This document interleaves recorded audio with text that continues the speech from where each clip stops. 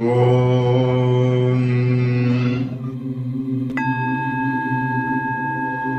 वेदव्यास 17 पुराणों की रचना कर चुके हैं। बद्रिकाश्रम आश्रम में उदास अपने कुटिया में आश्रम में बैठे हैं, बहुत ही उदास। नारद जी आते हैं, कहते हैं कि वेदव्यास जी आप उदास क्यों हैं? वेदव्यास जी कहते हैं कि मैंने 17 पुराणों की रचना किया, लेकिन मेरे मन को संतोष नहीं, मेरा मन बड़ा असंतुष्ट है।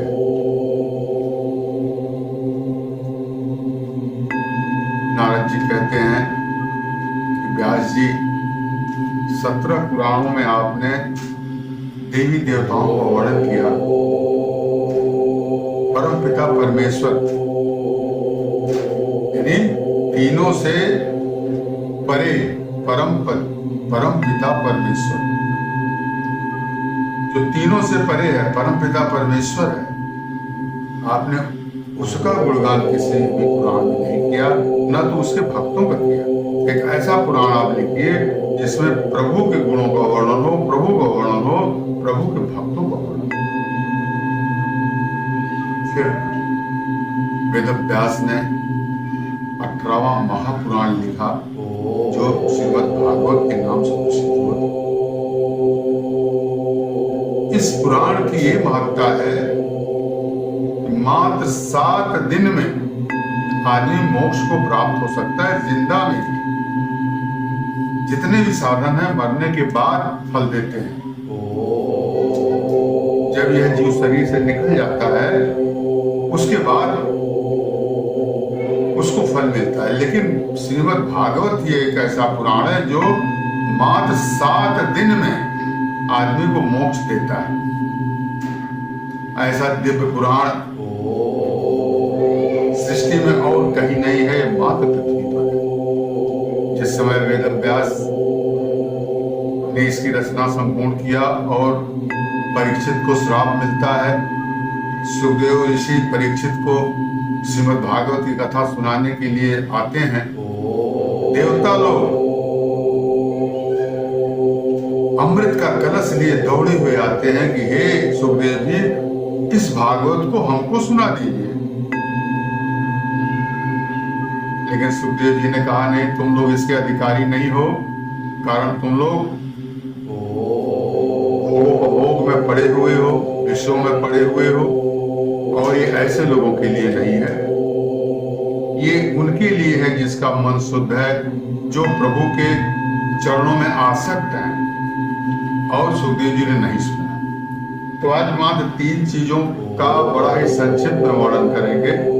भागवत क्या है, भागवत धर्म क्या है, और भागवत का फल क्या है, और भागवत का फल इस सांसारिक जीव को मिलता क्यों है, क्यों नहीं है, कौन से कारण है कि भागवत का जो फल है, आखिर वो भागवत का फल है क्या, वो पुरुष को क्यों नहीं, व्यक्तियों को क्यों नहीं मिलता है। अब आइए भागवत देखते हैं। भागवत में 4 शब्द है, भागवत। भा से होता है भगवान, ग से होता है ज्ञान, व से वैराग, त से त्याग।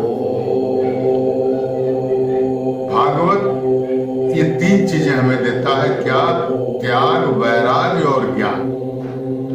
यही 3 सीढ़ी ऐसी हैं जो भगवान तक हमें पहुंचाती है। यह जीव जब भगवान से अलग होता है तो संसार के आकर्षण में फंस जाता है। फिर वो विषयों में फंस जाता है, लोभ में फंस जाता है, द्रोह में फंस जाता है, निंदा में फंस जाता है।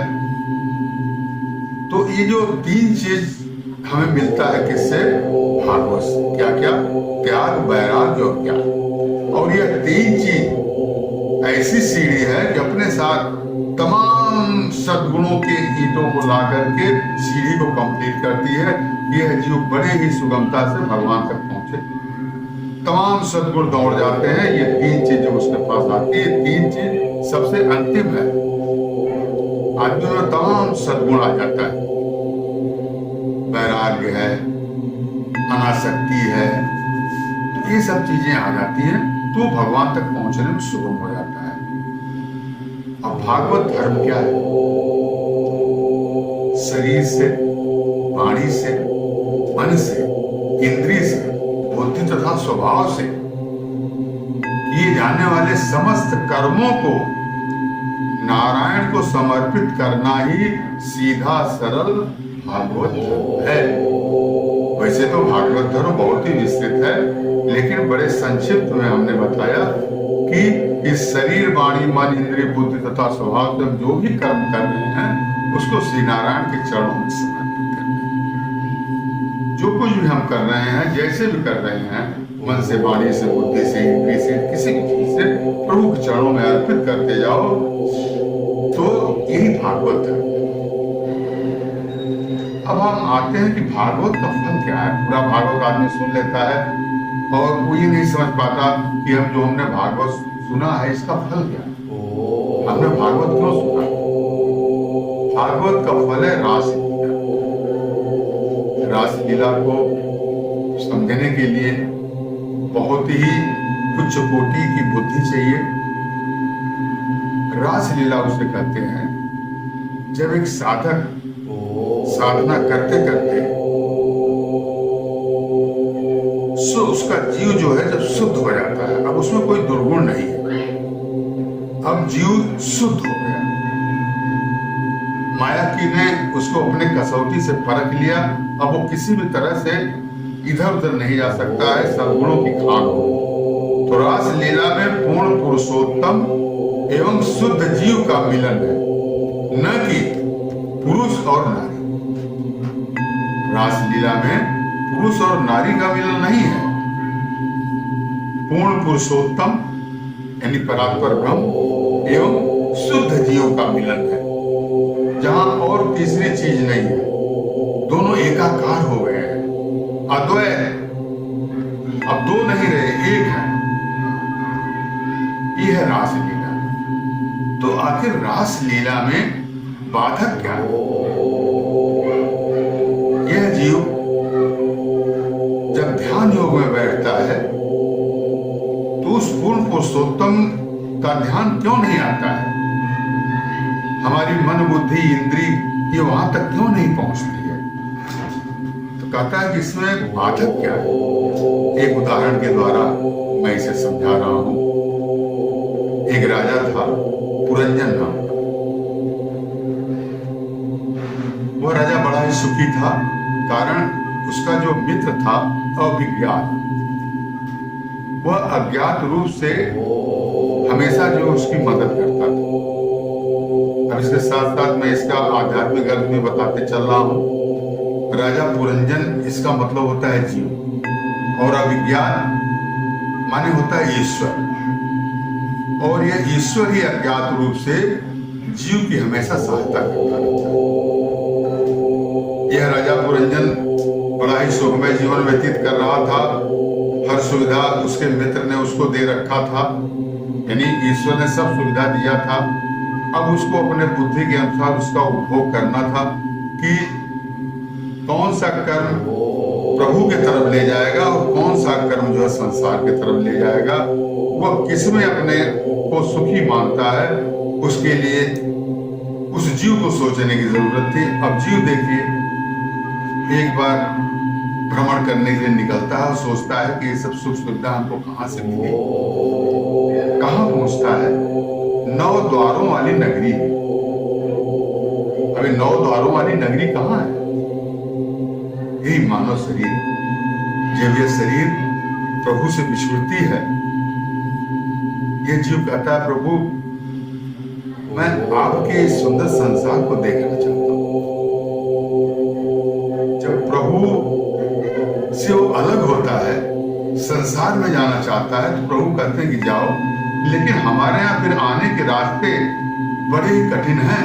बहुत ही बिरले लोग यहाँ आ पाते हैं हमारे पास, क्योंकि हमने ऐसा आकर्षण दे रखा है कि जीव उसमें फंस जाता है। अब देखिए जीव कैसे फंसता है। यह जीव इस 9 द्वारों वाली नगरी में आता है, यानी मानव शरीर धारण करता है। आगे बढ़ता है जीव का, जब युवावस्था आती है, उसकी पहचान एक सुंदरी से होती है। वो सुंदरी कौन है, ये पूछता है तुम कौन हो। वो कहती है तो मुझको पता नहीं मैं कौन, लेकिन हाँ अगर तुम मुझसे शादी कर लोगे तो मैं तुमको बहुत सुखी रखूंगा। उसने तुम कौन हो, कहती मुझको हमारा परिचय नहीं पता है। वह पुरंजन नामक राजा उस सुंदरी से शादी करता है। वो सुंदरी कौन है, ये बुद्धि। ये बुद्धि आदमी को नचाती है। सद्बुद्धि है कि बुद्धि है, जिस तरह की बुद्धि वो पालेगा उसी तरह की उसके सोच होंगे, उसी तरह की उसके क्रियाकलाप होंगे। अब पुरंजनी नामक सुंदरी से शादी हो जाती है। 1100 पुत्र होते हैं उसके। 1100 पुत्र क्या है, ध्यान दीजिए कि 1100 पुत्र क्या है, यही 11 इंद्रियां हैं। 5 कर्मेंद्री, 5 ज्ञानेंद्री एवं मन। ये 11 जो है यही ज्ञान जो है इंद्रियां हैं। और इसके भी एक को 100 पुत्र होते हैं। अबे 100 पुत्र क्या है, जो 11 इंद्रियां हैं इसके 100 पुत्र। 100 पुत्र क्या है, संकल्प विकल्प। आदमी से संकल्प विकल्प में घिरा रहता है और वह प्रभु का चिंतन नहीं कर पाता। एक संकल्प खत्म होता है दूसरा आ जाता है, एक संकल्प खत्म हुआ कोई विकल्प आ गया। ये जब तक संकल्प विकल्प का चक्कर चलता रहेगा इस जीव का आवागमन होता रहेगा। कारण संकल्प और विकल्प से यह जीव बंधन में फंसता है, बंधन में आता है। बंधन में फंस करके आज हम लोग मानव शरीर पा करके और नाना प्रकार के आकर्षण में फंसे पड़े हैं। तो देखिए, जो भी व्यक्ति भोगोपभोग का ज्यादा उपभोग करता है, ज्यादा सुखों में लिप्त रहता है, उसको काल की पुत्री जरा से विवाह करना पड़ता है। काल की पुत्री जरा कौन है, क्या काल की पुत्री जरा से कोई विवाह करना चाहता है, लेकिन करना पड़ता है। तो अभी जरा कौन है, जरा माने वृद्धावस्था। जो आदमी हमेशा सुख के उपभोग में पड़ा रहेगा, नाना प्रकार के सुखों के चक्कर में रहेगा, तो उसकी वृद्धावस्था हो जाती है। अब वृद्धावस्था सबकी आती है, जरा नाम की लड़की सबसे शादी करती है। तो आप देखिए, योगियों की कभी वृद्धावस्था नहीं आती। योगी हमेशा चिरायु रहता है, जवान रहता है। कारण वह भोग के उपभोग में आसक्त नहीं होता। तो इस मन को योगी बनाइए। भोग में हमेशा जो लिप्त रहेगा उसकी वृद्धावस्था बड़ी ही कष्टमय होती है। तो अब देखिए, इस संसार में धनवान कौन है, दलित। सद्गुणों से संपन्न जो होता है, जिसके पास सद्गुण है वही धनवान, और जो असंतुष्ट है वही व्यक्ति दलित है। सब कुछ रहते हुए भी असंतुष्ट है, या प्रभु ने जितना दिया है उसमें संतुष्ट नहीं है, वही दलित। माया के अधीन होकर, सांसारिक विधियों में फंसकर, माया के अधीन होकर, सांसारिक विषयों में फंसकर इंद्रियों का दास बनने वाला जीव। यह जीव इंद्रियों का दास हो जाता है। जब इंद्रियों का दास हो जाता है, इस पॉइंट को आप नोट करिए, यही सबसे बड़ा बाधक है इस चीज के लिए, रास लीला की। यह जीव प्रभु के चिंतन में नहीं लग पाता, हमेशा विषयों का चिंतन करता रहता है। एक संकल्प आया, दूसरा विकल्प आया, संकल्प विकल्प में फंसा होता है। और प्रभु इंद्रियों को अधीन करके सांसारिक विषयों से अनासक्त रहते हैं। भगवान कृष्ण को देखिए, उनको योगेश्वर कहा गया, कारण भगवान। तो अब देखिए, भागवत का अंतिम श्लोक और भागवत का पहला श्लोक, अगर ये 2 श्लोक आदमी रोज कहता रहे तो भी पूरे भागवत का फल मिल जाता है। और इसी 2 में पूरा भागवत समाया। पहला देखिए, सच्चिदानंद रूपाय विश्वोत्पत्त्यादि हेतवे तापत्रय विनाशाय श्री कृष्णाय वयं नमः। जो सच्चिद आनंद स्वरूप है, इस संसार की उत्पत्ति, पालन और संहार के कारण है, और जो तीनों गुणों से परे है, उन विश्व भगवान की हम वंदना करते हैं, उनको प्रणाम करते हैं।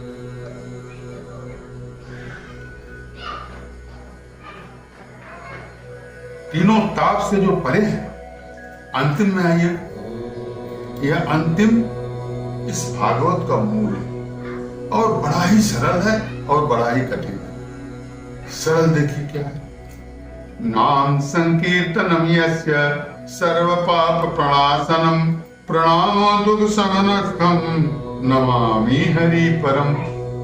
नाम संकीर्तनम यस्य, जिसके नाम के संकीर्तन करने से सब पाप मिट जाते हैं। माने उस परम पिता परमेश्वर के नाम का जो संकीर्तन करता है, उसका सब पाप मिट जाता है। जब सब पाप मिट जाता है तो दुख काहे का होगा?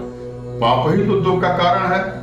और दूसरा, प्रणामो दुख समझता, और प्रणाम करने से उसके माथे पर किसी भी प्रकार का जो गलत प्रारब्ध, जो दुख लिखा हुआ है, वो खत्म हो जाता है।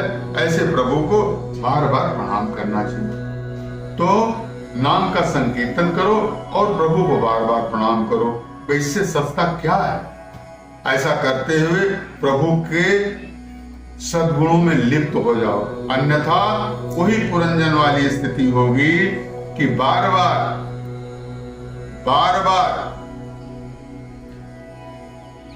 स्त्री का चिंतन करने की वजह से वो जो पुरंजन था, यानी यह जीव है, जब विषयों में फंसता है, बार बार स्त्रियों का चिंतन करता है, तब उसे अगले जन्म में स्त्री बनना पड़ता है।